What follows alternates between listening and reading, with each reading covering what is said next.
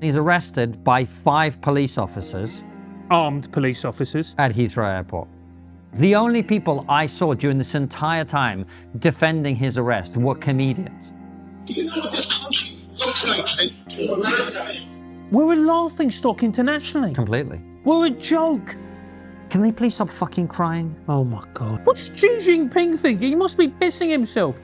People across the West who see their cities and communities descending into lawlessness. After we've had this decade of everything being about race, you have to ask why this story is not being covered. Here is a woman being stabbed to death in a random violent attack. Is that not a Me Too issue? Is that not a Me Too issue? Relax, relax, this is not an ad. I just wanted to let you know that you can watch this video without any advertising at all. No interruptions, no pop-ups, nothing. Just go to triggerpod.co.uk or click the link below and join thousands of our supporters who watch all our interviews with exclusive bonus content ad-free. Francis, a lot happened last week. We had the Graham Linehan being arrested for tweets by 5 armed police officers. We'll talk about that. We obviously had Angela Rayner resigning and the cabinet reshuffle. Shabana Mahmood is now Home Secretary. We'll talk about that. Of course, that whole thing in British politics was massive. And we've also got this latest story, which I just think is horrific, and also the media coverage of it has been, I mean, it's one of the most disgusting things that I have seen in our entire time doing the show, which is this Ukrainian refugee who went to America, Irina Zarutska, who was stabbed by just a crazy guy on the train in Charlotte, I think. No media coverage as far as we can tell at the time of recording. So we'll talk about all of that. Let's start with Graham Linehan. Graham Linehan, former guest of the show, one of the most talented, I would say one of the greatest comedy writers in English language history. I would say in British history, but he's Irish and, you know, things can get touchy. Things can get a little touchy. Comes back from the US where he's now working with our good friend Andrew Doyle and others, and Rob Schneider. And he's arrested by 5 police officers. Armed police officers. At Heathrow Airport. Well, I think this is, look, how else are you going to deal with a comedy writer who writes tweets apart from arrest him with submachine guns? Yeah. He was arrested, interrogated by the police and released on bail for 3 tweets in which he basically was a little bit mean about transgender ideology, and he made a joke which was about, if you see a trans woman in the toilets, do this, or if that doesn't work, punch her in the balls. Yeah. I mean, it's a joke. The reality is that we've now, I don't think, do you remember in 2018 and 2019, we were talking about free speech. We were going, free speech is under threat. People were going, no, it's not. You're just far right or whatever else. And now we've got to this point where somebody like Graham Linehan, who is a celebrity, who is celebrated quite rightly for his comedy, which is brilliant, now gets arrested for tweets. And even people on the left, it's really interesting. There've been a lot of left-wing commentators like, all right, like, the game's up. There's nothing, what can you say? There comes a point where you look at the country and gone, we've crossed the Rubicon.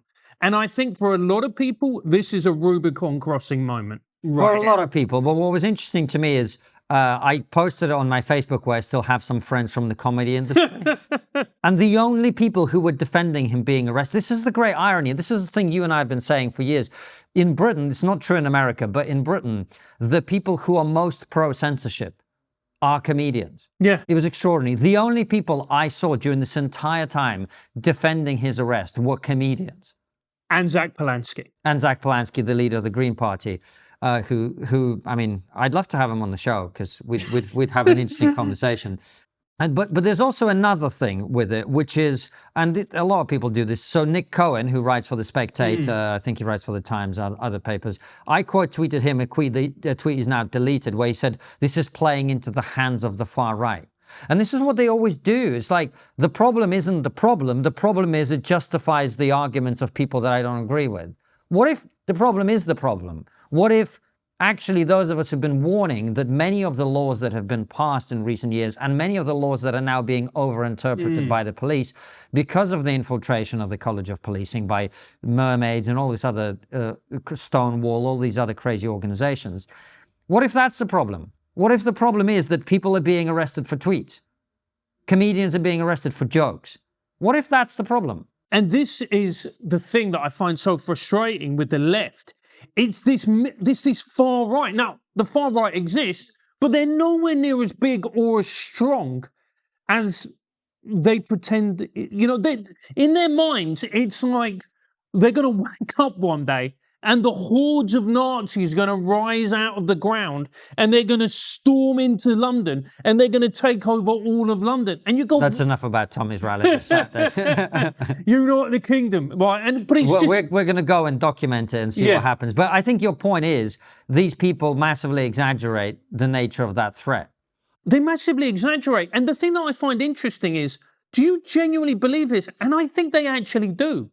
I think that they live in this magical world where all of a sudden they're gonna wake up one day and Hitler has come back and he's like, yeah, and then all of a sudden we're back in Nazi Germany. Well, I don't think we should dismiss the fact that, we just released an interview with Tom Holland in which we talked about the fact that one of the things that will happen as a result of a combination of things, one of them is progressive overreach, and the other one is the fact that very few people now have the lived experience, I use that term in inverted commas, or some kind of connection to what happened during World War II. The taboos around fascism are breaking, and there's definitely fringes on the right, particularly in the United States, that are openly flirting with fascism, right, and fascist revisionist history. But what people like Nick Cohen and others are doing is they're labeling lots and lots of normal people who are not remotely interested in anything like fascism as far right. And this is something the British media, the left side of the British media is deeply irresponsible with, and not just the media. I mean, David Lammy, for example, of course, you remember, he called a group of European conservative Eurosceptics in Britain worse than the Nazis at one point. We'll come back to David Lammy in a little bit. So this has been happening for a long time. And the thing is, among other things, it just doesn't work anymore. Like, calling people far-right just doesn't work. No, it doesn't. And it's really dangerous because if you want to radicalize someone, then misrepresent them, smear them, and call them one of the worst things that a human being could be. If you want to actually radicalize them and make them double down and make them take more and more hardline positions, then do that. Isolate them, smear them. You can't keep doing that. You can't. The people in these positions of power, which the media still has power, the legacy media. You can't keep doing that because what you're going to do is, things are already really toxic in this country. We've done lots of conversations between me and you, or with other guests, where we talk about how this country is at boiling point. I think what everybody needs to do is actually take a little bit of the heat off the gas. And by turning around and saying we're going to embolden the far right, this is far right, that's far right, you're just pissing people off who've got every right to be angry. You're making them even angrier. And, to emphasize how badly this doesn't work, I mean, people keep saying Reform is far right. Well, Reform is now the biggest party in the country in terms of its popularity with the public. I think it's won 100. It's been top of 100 polls in a row. Yeah. I went out in a middle class town in Kent. Not a lot of those in Kent, but over the weekend, there was a Reform stand right in the town centre. Like, Reform is the party with the big mo in Britain right now. There's no question about it. They just had their party conference. And it just simply does not work. And when you start calling people like Graham Linehan far right, or putting him in that box, or saying the people who are concerned about his free speech rights are far right, you've lost the plot. You've completely lost the plot. And with Graham, he's now going to sue the police for wrongful arrest. I have no doubt he's going to win that case. I mean, if there's any sanity left in this country. The police are now calling for the government to change the law, which is what people like me and you and many of our guests, Toby Young, of course, of the Free Speech Union, has spearheaded this fight. We've all been saying this for years, which is if you pass these laws, the police will then enforce these laws, and then you will be locking people up for making jokes. I remember being in rooms with, including, by the way, if people want to blame the Labour Party for this, okay, they're responsible to some extent. I remember being in rooms with Conservative ministers 2 or 3 years ago, where I was saying to them, if you pass this law, this is what's going to happen. And here we are. Because a large part of the problem is that we have got politicians who don't understand social media. They don't understand the internet. They have I wouldn't even say a rudimentary understanding. I think it's a complete lack of knowledge about it. And so it's this idea of like, oh, if we can just stamp this out and, these awful opinions, then everything will be fine. But you can't do that. I don't think it's just politicians, though. I think the public are very badly misinformed about this issue. And one of the reasons, I don't know if you noticed this, but even reform people now, when they talk about this issue, they'll go, yeah, but we must protect children. And the reason is that in a lot of people's minds, the online safety bill is about protecting children from violent content, pornography, etc. Which, I mean, elements of it are, but most of it isn't about that. And you're using a sledgehammer to crack a nut and you're smashing the entire kitchen up in the process. That's what's happened. But a lot of people in the public just think it's about safety, and they haven't really looked into it properly, which is what often happens with many of these bills. The politicians get them through under fake sloganeering, and then we end up where we've ended up. Yeah, and it comes a point, and this is not only devastating for the UK domestically, we're a laughingstock internationally. Completely. We're a joke. The amount of messages I get from like American comedians or big people in America effectively taking the piss. I wake up every morning going, what's happening with your shit show of a country? And then it's embarrassing. It is embarrassing. It's embarrassing. You think about the things that this country has given the world. The thinkers, the writers, the poets, the people. Shakespeare was controversial. In his day, Shakespeare was deeply controversial. What would he do now? What, lock him up? I mean, we probably would. And what pissed me off the most is actually Wes Streeting, who's a Labour minister, but I actually think he's broadly a very sensible guy. Yeah. I respect him. Might not agree with all his politics, but I respect him. He came out over the weekend and he was like, well, don't blame the police. It's about legislators getting the legislation wrong. I'm like, we're not blaming the police. We're blaming you, dickhead. We've been saying this for years. Yeah. You pass bad law, and then you will criminalize speech. And then, by the way, we've still got these fucking non-crime hate incidents, which is basically where you've done nothing wrong according to the law, but we're going to blame you, call you a hate criminal anyway. Yeah. And if you do an enhanced security check, which you will need to do if you want to be a teacher, a doctor in a position, or one of those types of professions, and that comes up, you probably aren't going to get the job. Right. So there's people who are going to be very talented, capable people who are denied jobs because of something that they wrote which isn't even criminal. You go, what? We're in a crap version of China. Because at least in China, things work. Mate, I went to see my acupuncturist who's just spent a month in China. She's Chinese. China is way ahead of us on tech and all that kind of stuff. It's incredible. So it's better too. So we're falling behind in many of these different things while also adopting some of the shit authoritarianism at the same time. It doesn't make any sense. It doesn't make any sense. And it has to come to a point. And I think the good thing, if we're looking at the positives, I think people are finally realizing where we are. Yeah. Because before you could deny it, before you could go, oh, that's a fringe issue, or this person, let's be fair, they're dodgy and they said a dodgy thing. A beloved comedy writer who makes a joke about trans people in bathrooms, and you've got 5 armed guards. That is the moment where everybody, I think, went, hang on a second. In the interests of accuracy, we should say that I think the reason they were armed is that police officers at airports are all armed. Yeah. That's probably why they were armed. However, you can see it from Graham's perspective. You've got 5 guys with firearms arresting you. I think he had a bit of a panic attack or something. He had to go to hospital because his heart rate was through the roof, etc. So, and Graham is a what would be the right? I'm trying to find the right language. He's a bit of a big softie, I would say. Yeah, he is. He has a kind of nervous disposition, so I imagine it would have been very difficult for him and unpleasant. But he was not being arrested by armed officers because it was designed to intimidate them or whatever. I just think police officers at airports are armed. Yeah, is my understanding. Absolutely, but they were about trans, mate. So yeah, it's just crazy. The good news is though. And thanks to Angela Rayner, who we'll talk about, there's been a reshuffle, and now I'm sure everything will be fine. Yeah, exactly. So I'm sure, it's a really interesting situation with the Labour government, because normally a government runs out of steam towards the end of the first term or in its second or most like or third term. I mean, it's barely been a year and they're on their arse. And everybody's just like looking at it going, I mean, this is going to die pretty quickly. And it's not if, it's when and how quickly it's going to die. And so the Angela Rayner thing is just another body blow for a Labour government that's run out of ideas. It doesn't know what it's doing, and it's not fit for purpose. Well, I don't know if you remember, but after the last election in which Labour won the landslide that they currently enjoy, I did an article and video on our channel called Labour's Landslide Shows the Country's Moving to the Right.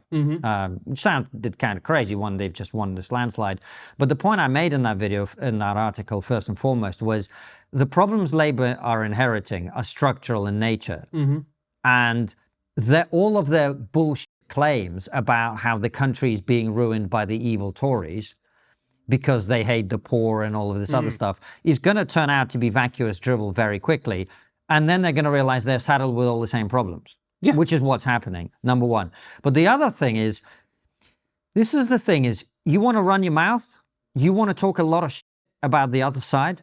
I respect that. Like, I talk a lot of shit about people and things and whatever, but you best be able to back it up. And if you talk about the evil Tories like Nadeem Zahawi, who I've never been a big fan of, by the way, you know, having dodgy tax affairs and all this stuff, you best make sure that you're whiter than white when it comes to your affairs. Now, with Angela Rayner, I have to say, it's still an ongoing discussion.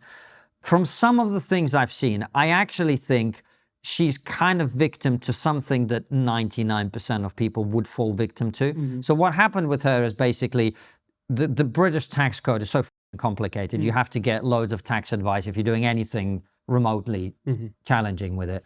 And she got legal advice about the trust that she had for a disabled child while selling a property. Super complicated. And they said in the legal advice, you're probably all right, but you best get specialist tax advice. And what she did is what 99% of people would do in that situation, which is not get the specialist tax advice and just chance it. Right? If you are then going to end up being deputy prime minister, that will probably come back to bite you in the ass. But that is not the same as someone actively setting out to profit from tax shenanigans, right? There's also some questions about the revision of the value of the property. It's an ongoing discussion. And so I actually would be quite prepared to defend her on the basis that, you know, a lot of the people won't agree with this. People will hate this, or you see this all in the comments. Oh, you know, she should be held to. This is going to be coming from a lot of the people who've paid a builder cash in hand, who've done all of the stuff that we all know people do. And by the way, I'll be honest with you, I don't do it simply because I know that people are going to be rummaging around in our stuff. But most people who are not public figures in some way, let's be honest. Most people in Britain, the very same ones who are complaining about Angela Rayner, will, like I say, pay a builder cash in hand or do a little bit of this. Everybody does it to some extent, particularly when it comes to super complex things. You probably just can't be asked, okay, they've said it's all right, it's probably all right. Do you know what I mean? However, she is the very person that talked all the shit about the Conservative ministers who ended up having to resign over the same type of thing. And if you create this ridiculous standard where anytime someone had a cake during lockdown and all of this other crap, and this is the biggest outrage in history, well, now you reap the whirlwind. Let me introduce you to the people I work with to protect my family against financial instability, inflation, and turmoil. For me, one of the best ways to safeguard your wealth is by investing in gold, and that's why I trust the Pure Gold Company. Here's a smart tip. If you buy UK minted gold coins like sovereigns, you won't pay VAT when you buy them or capital gains tax when you sell. All the profit is yours to keep. And the best part? Gold is a completely private investment. It's outside the banking system, so it can't be manipulated by governments or anyone else. Unlike digital assets, it's yours in the truest sense. The Pure Gold Company is trusted by first-time investors and seasoned professionals alike. What I really appreciate about them is their knowledgeable, pressure-free approach. They explain everything clearly, so you feel confident about your decisions and they never push you to buy. Physical gold has stood the test of time as a store of value, and it offers peace of mind that other assets can't match.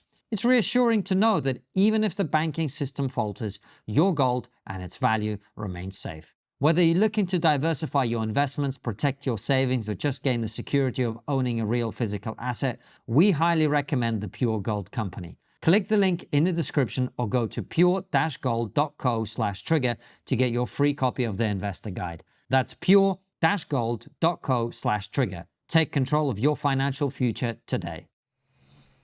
Well, I mean, that's it. So she was Labour's attack dog, basically. Yeah. And then she was actually really good at it. You can see clips online of her going after Boris Johnson and Boris Johnson reeling and not being able to handle her, which I found actually quite satisfying. But the problem is like you said, is that you adopt, and every political party needs one of those. Let's also be very clear. Left, right, centre, you need that kind of bulldog-esque who's going to go after somebody and be relentless about it. And it ain't going to be Keir Starmer. But if you adopt that role, you best be sure that everything in your history is squeaky clean. Because you are going to make a lot of enemies. And they're going to use whatever they can in order to bring you down, just like you have done to them. Well, this might sound idealistic, but I would much rather we lived in a world where we kind of understood that this is an impossible standard for people to meet. And if we're going to destroy government after government after government over these things, I don't actually think that's conducive to a healthy political climate. I just don't. I don't think we want people in politics who've never, ever, ever, ever even remotely done anything that can be in the super bright light of media scrutiny, be misconstrued or presented as this person being the most evil tax evading person, whatever. But if politicians keep setting this standard for their opponents, then they will keep reaping that those same consequences. By the way, one other thing on this: can they please stop fucking crying? Oh my God! You know that thing about two-tier, T-I-E-R? Yeah. Now it's becoming the two-tier, T-E-A-R government. Yeah. Why do you all keep crying? I mean, this is Stop it. fucking crying. Do you think Vladimir Putin is looking at Rachel Reeves, sniveling into her snot rag and going, Dmitry, we must call off war. They're too strong. Can they please stop crying? Why are you crying? I don't want to see you crying. You're supposed to be the leaders of our country who, like you say, are supposed to project strength across the world. Why are you crying on TV? Because you fucked up your taxes or whatever it is, and now you have to stop crying. Can they please all stop crying? Can you imagine, like, Churchill just coming in? Churchill did cry a fair bit. He did, but he did it in private. Yeah, exactly. Like a real man. Exactly. I don't want to hear about your mental health. But you know what? You say that in a satirical way. I mean it. I don't mean it. I don't want to hear about the Prime Minister's mental health. No. The person at the top of our country who's in charge should be the most mentally resilient person that we've ever seen in human history. Yes. Who doesn't break, who doesn't fail, who's always there on the ball, and he can have his fucking breakdown when he leaves power. Yeah. And people think I'm joking. I'm not joking. I do not care about your mental health if you're the Prime Minister. No. Or the Chancellor. Do your fucking job. This is it. And because the whole point of being a Prime Minister is you are meant to be prime ministerial. You are meant to be the person, the guy, and it is a man, right, who comes out and everyone's like, that's our guy. That's our leader. He's in charge. He knows what he's doing. In fairness, it wasn't him crying. It's all the women he's appointed. Yeah. And look, I just stop crying. Yeah. I'm not interested. I'm genuinely incredibly not interested. And then everyone talks about the crying and like, oh, I feel sorry for her. I don't. You wanted the job. You wanted one of the most difficult jobs a person can do. That's on you. Yeah. I wouldn't be able to do it. Yeah.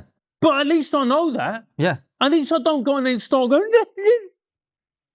what's Xi Jinping thinking? He must be pissing himself. If he had a sense of humour, which he probably doesn't. Yeah. But we're a joke. We arrest people for tweets. Our politicians are crying all the time. Our country's going down the toilet. Yeah. Well, the result of her resignation, of course, is there's been a big reshuffle.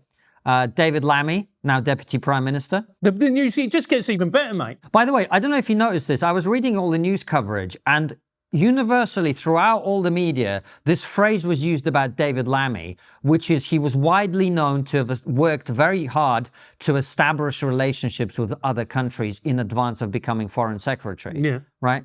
That's not my recollection of what happened. My recollection of what happened, I looked it up. I actually have to read this. We looked it up before we started because this is worth reading out.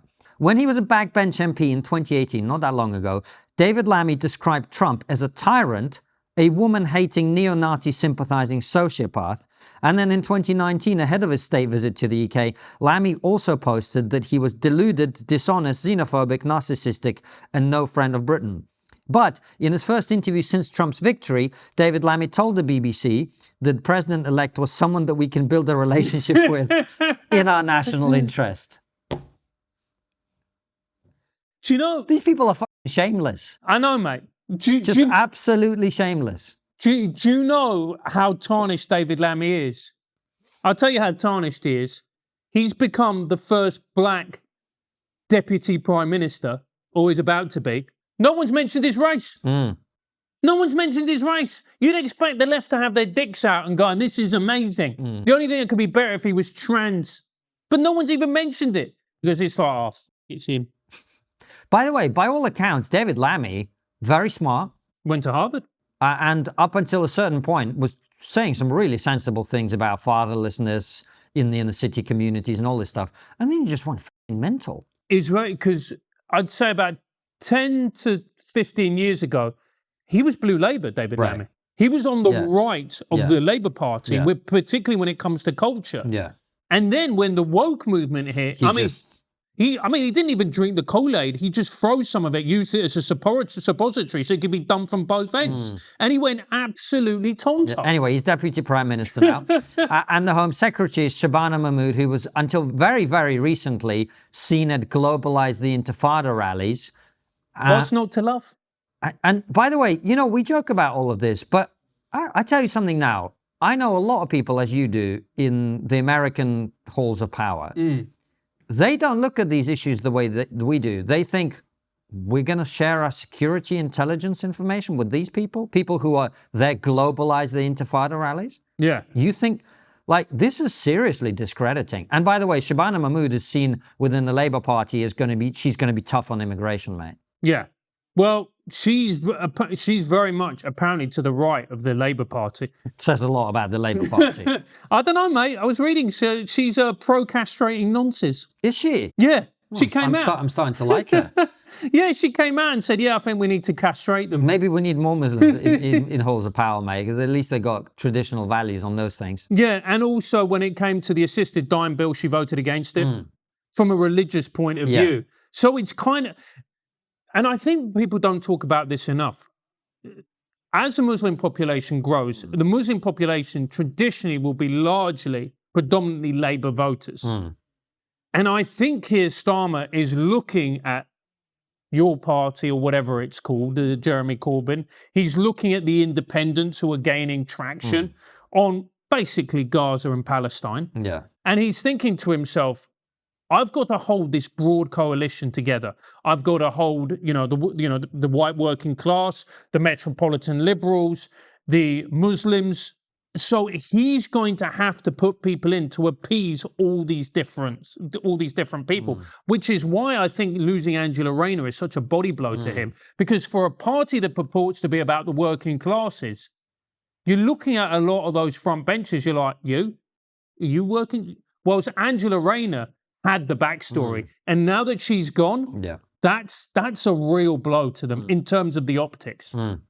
And what you're going to get, you literally have someone whose job it is to be in charge of policing, immigration, etc., who is attending globalize the. Do people understand what that means? Globalize the Intifada. The Intifada is a violent terrorist movement. That's what the Intifada is. So global. Like people are, I don't really understand how that's going to work, but that, and this is something, again, not to spend this entire episode talking about how brilliant we are, but when I remember when I first spoke out about woke culture and this far left ideology infecting British culture and politics and everything, People were like, well, why? Like, oh, you turned down that contract once people said you can't make jokes at a comedy event at a university. What? These are just young people, you know. It's just students. Students are always a bit crazy on this stuff. Well, no, they're going to grow up and then they're going to become lawyers and eventually they'll become politicians and influential people. And this is what you have now, this ridiculously simplistic, like there's a sign of her standing with a Free Palestine thing. And irrespective of what you think about what's happening in Gaza, standing with a placard with the words Free Palestine is not going to resolve the Middle East peace crisis. Has been going on for 70 years. It's simplistic student politics sloganeering. And that person is now in charge of the Home Office.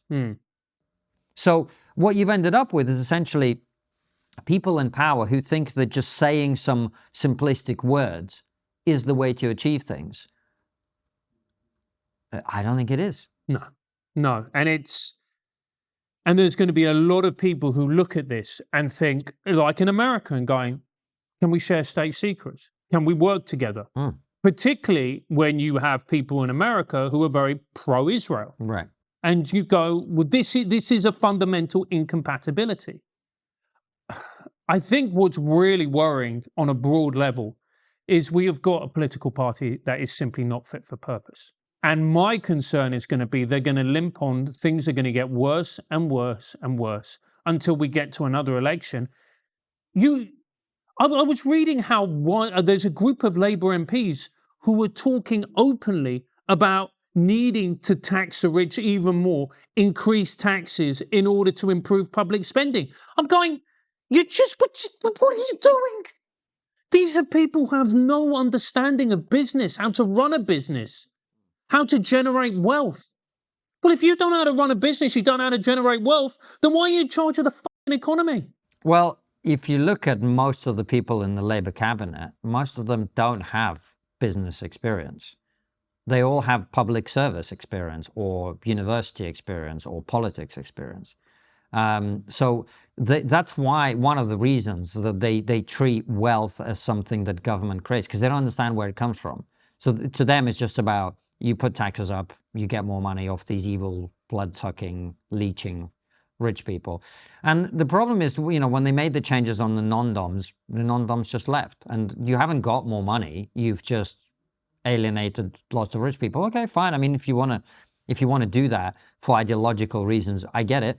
It's the same thing they did with VAT on private school fees. It's just about punishing people for having aspiration. It's not actually raising a lot of money. No.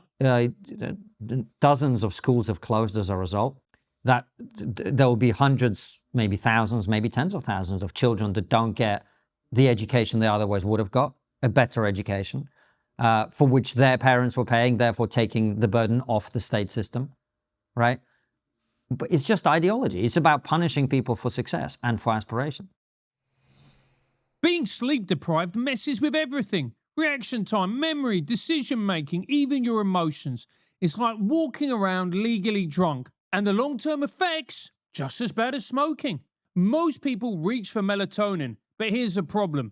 Melatonin is a hormone, and most supplements give you doses 10 to 50 times higher than your body naturally produces. That's why you wake up groggy, your sleep gets worse over time, and your body stops making melatonin on its own. That's why I use Evening Being by Verso. It's melatonin-free using clinically studied ingredients to help you fall asleep faster, stay asleep longer, and get more deep-end REM sleep without messing with your hormones. I've been taking it myself, and honestly, I'm falling asleep faster and my mind actually switches off at night, which used to be a battle. Shut it, of course it did. Head to ver.so and use code TRIGGER to get 15% off your first order, or click the link in the description. That's ver.so, code TRIGGER. I had a real issue with the school fees is because there was a conversation to be had, because every private school is a registered charity. And maybe we needed to have a conversation like, you're a registered charity. What's your turnover?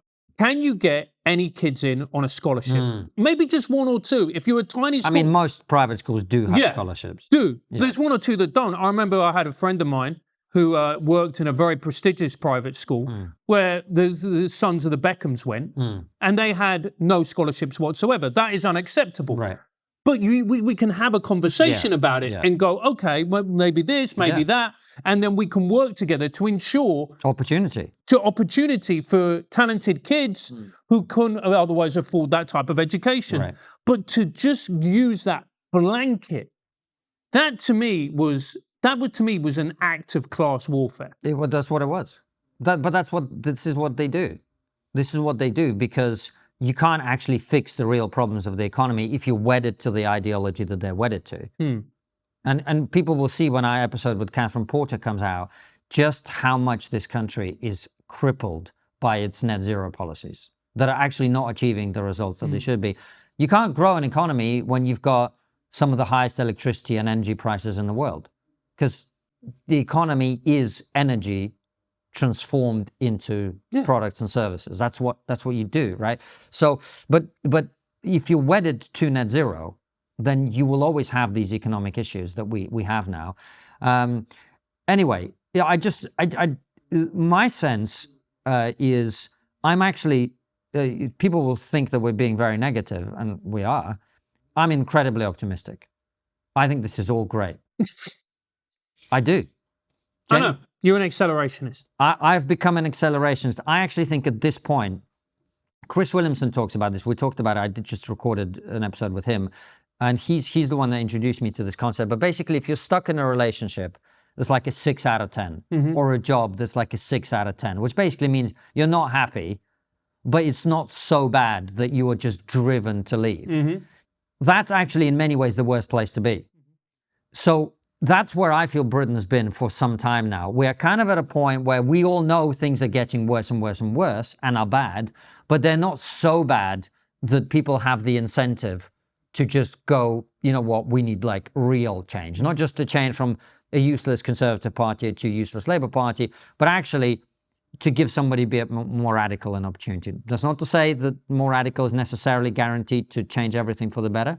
Radicalism by definition is extreme and therefore can have extreme good and bad to it, which I imagine will happen. I mean, whether it's the Reform or the Green Party, right? If you're on the opposite side of that, you're going to see there'll be issues with competence, there'll be issues with delivery.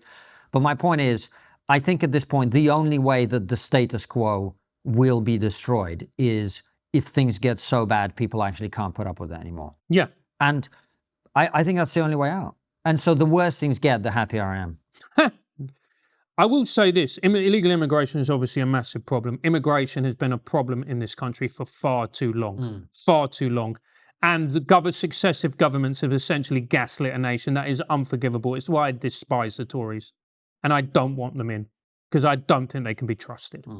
But to those people online who think that we're going to get rid of the illegal immigrants and other immigrants, and suddenly we're going to be living in this magical world where we're all back to the glory days, whatever they were.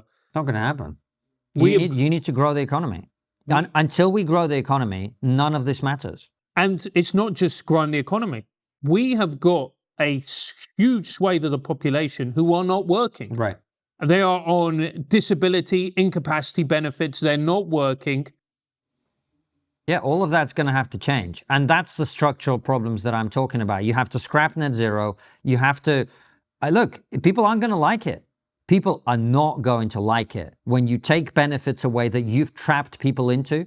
Yeah. By saying to them, if you feel a bit down today, you're probably depressed. Here you go. Here's a check. Fraser Nelson, when he was on the show, he talked about all of this. People are being trapped in a cycle of dependency. It's not their fault. It's part of it is their responsibility. Yeah. But look, I talked to Chris about this, and I said to him, look, you and I too. This is true of me and you too. We are people who've always had a lot of drive and a lot of ambition and a lot of aspiration. Maybe above average. Yeah.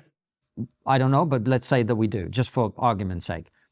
If you, when you were in your mid-20s, you were not having a great time in life. No. Neither was I, right? We're both a bit depressed, we're struggling with this, struggling with that, addiction, whatever, right? If someone said to you, I'm going to give you 25 grand a year, no questions asked, to sit on your ass at home and do whatever you want, would you have turned it down?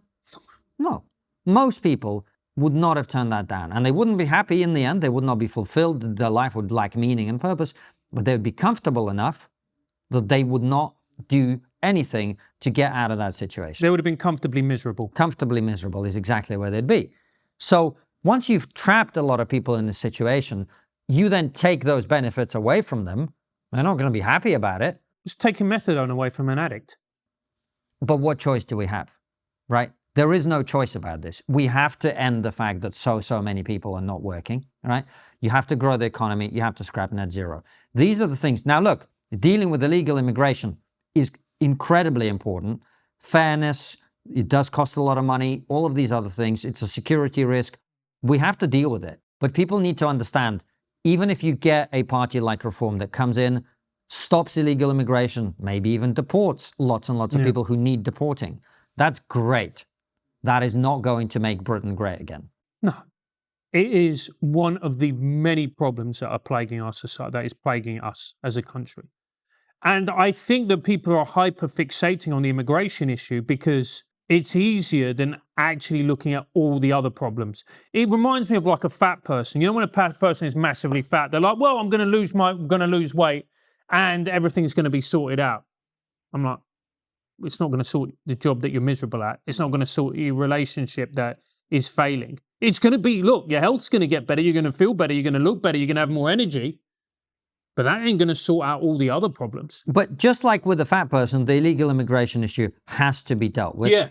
Absolutely. And it's really important. But there are more things beyond that, which is one of the big reasons the country is where it is. And one of them, you know, the other thing we wanted to talk about, and this is an American story, but the reason it resonates around the world is I think we've all seen this happen in our countries, is crime, violent crime, and particularly violent crime that is happening and being committed by people who keep getting arrested and released, arrested and released, arrested and released, who don't spend enough time in jail, who are not disincentivized from their behavior, and the general sense of a rising lack of, you know, safety in society. And this is, of course, the horrific murder of this Ukrainian woman who fled the conflict in Ukraine, ends up in America, and she gets on a train in Charlotte, and the guy just looks at her. There's no interaction, sitting behind her, gets a knife out,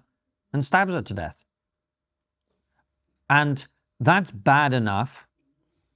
But then you go, it was going massive on social media over the weekend. It's not been covered by the BBC.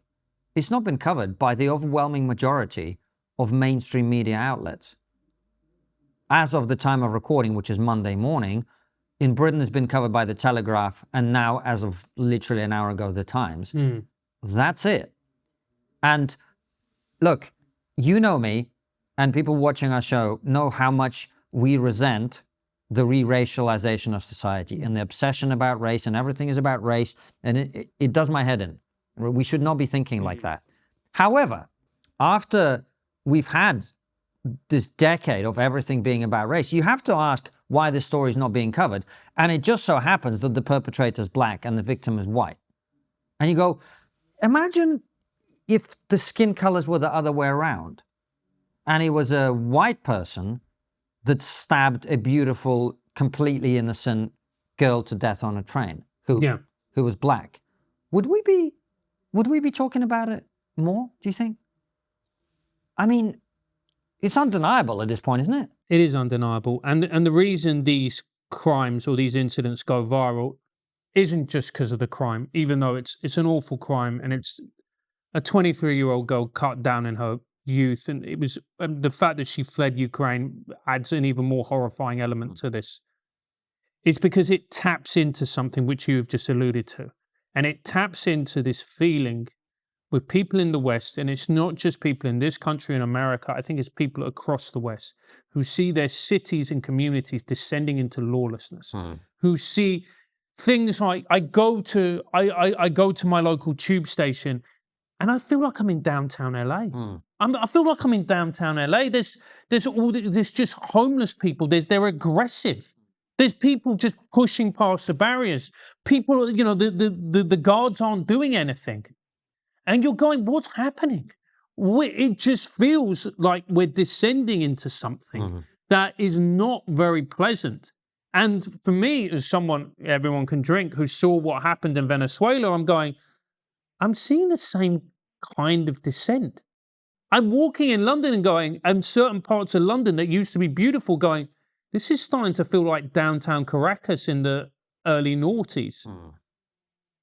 And you just go, this feels like a civilization. If a civilization is a knitted jumper, it just feels like we're pulling the threads and watching it slowly unravel. And I think people are terrified. And to be honest with you, I think they've got every right to be. Well, my point about the media coverage is it's very significant. I mean, look, George Floyd, what happened to him was terrible, but I mean, it tore the Western society apart in like dozens of countries.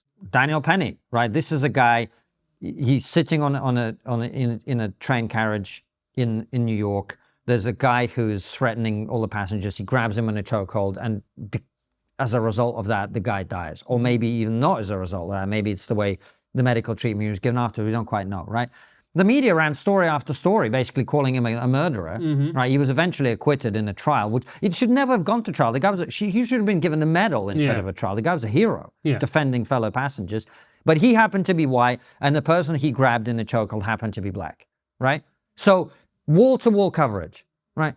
And by the way, these are the same media organizations that lost their shit about Me Too. Now, there were some legitimate things about Me Too, right? Harvey Weinstein is a scumbag, and all of the other people who engage in horrific behavior like that.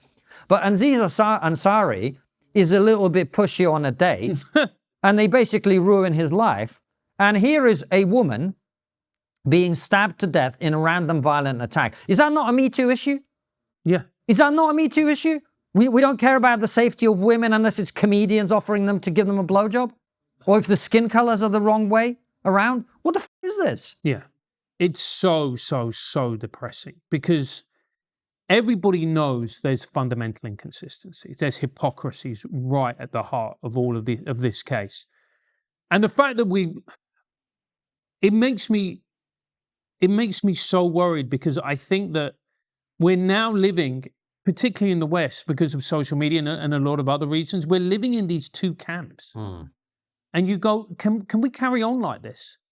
Can we carry on if we just feel like we're being perpetually gaslit, because in a way we are? But we are being gaslit.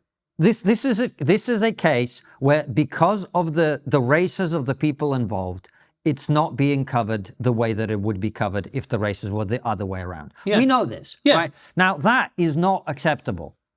That is not acceptable. And I remember when I did this Norway debate, with Yanis Varoufakis and Cynthia, I can't remember her surname. And I said that we have created a framework of racism that works the other way around now, where institutions are now openly racist against white people. All the people laughed in the audience, but that's what's happening. Yeah. That is what's happening. And it's completely unacceptable. It's unacceptable for institutions to be racist against black people, and it's unacceptable for institutions, including the media, to be racist against white people. And that is what's happening here. Yeah. There's no other explanation. I can't think of a different explanation of why this story is not being covered. And you go, okay, if that is the case, and then you look at it societally and you're going, well, if we carry on down this path, then what we're going to end up with is somewhere really dark. Yeah. Which is inevitably some kind of race war. Of course. But if you antagonize people in this way, and if instead of saying what we want is fair treatment for everybody, which is what we don't want white power or black power movements. We want people coexisting peacefully. I saw a clip on my Instagram of a guy, I think he's running for something in Texas, black guy. He talked about the fact that he was, I think, in the US Army during the invasion of Iraq or Afghanistan. And he talked about the fact that he deployed with 100 people and like 13 of them are dead now, of every color. And he was like, this is my angle on it. This is why I don't think about things from a race perspective. That's in a society which has different ethnic groups, that's the only way it can work. Yeah. If everybody is treated as an equal citizen, and when a terrible thing happens to them, it gets the same consternation, it gets the same media coverage. That is how it should be for everybody. Black, white, brown, Muslim, Jewish, atheist, all of it. Christian, all of it. And the fact that that is not what's happening is going to cause a hell of a lot of problems unless it's addressed quickly. Yeah. And also on this one, I'm not an accelerationist because this one doesn't end well. No. And also we need to go, we were at a dinner and there was someone speaking and he was saying, you know, there's a lot of nice people in HR who are woke and are discriminating against white men. And I didn't say anything. But what I wanted, because the conversation other people talked, what I wanted to say is, white power. Exactly, mate. Give me it. Want my country back? No. What I want to say is these people are not nice. That's not a nice thing. What they're doing is evil. Yeah. If you discriminate against someone purely on the color of their skin or their gender or their sexuality, whatever the race, whatever the gender, then that is evil. That is evil. It's as simple as that. And you cannot be logical and rational and intellectually honest and go, this type of racism is bad, but this type of racism, well, that's all right. No.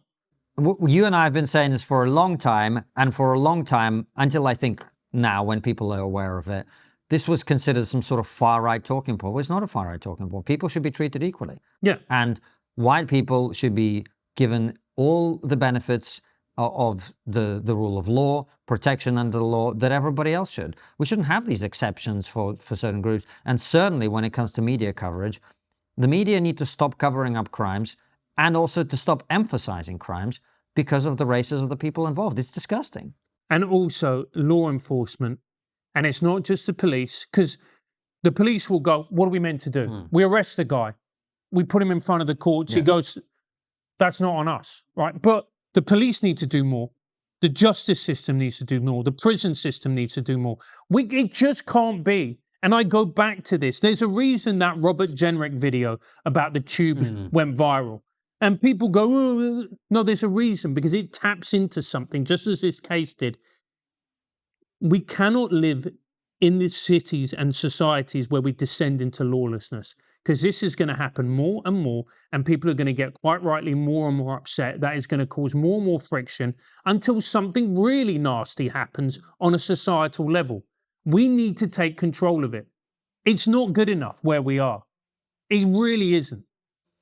I agree. Well, that's us for this week. A nice uplifting message for TRIGGERnometry viewers and listeners. People keep asking us to do these conversations, so we'll keep doing them as long as there are things to talk about. And there will be. And it's always going to be uplifting, mate. Absolutely. We'll see you next week.